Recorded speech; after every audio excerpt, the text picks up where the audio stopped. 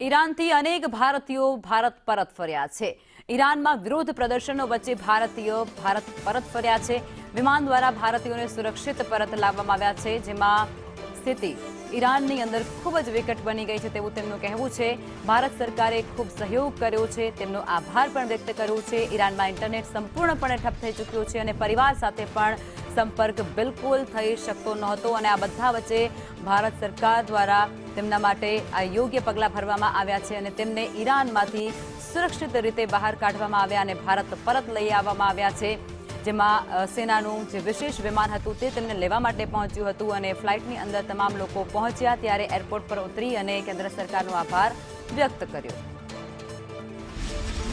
वैसे तो हमारी इनसे इंटरनेट बंद हो गया था, कॉल नहीं हो पाई थी, एसएमएस पे हमारी बातचीत हो रही थी अपनी बेटी से।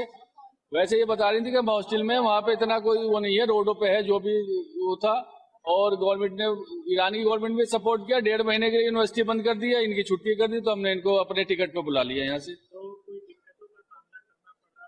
नहीं, इनको तो दिक्कत का कोई सामने नहीं था, हमारी लगातार बात चलती रहती थी। क्या पढ़ाई कर रही है? MBBS Siraj medical. वहाँ पर स्थिति कैसी है इस समय? सब ठीक। जैसे अभी सुनने में आ रहा था कि तो यूएस ने धमकी दी थी। हमें आइडिया नहीं था, हमें इंटरनेट ही नहीं था। लेकिन हम खुद आए हैं फिलहाल, हमें कुछ आइडिया नहीं अभी नहीं। हाँ, सुनने में आ रहा था बट हमने देखा नहीं कुछ।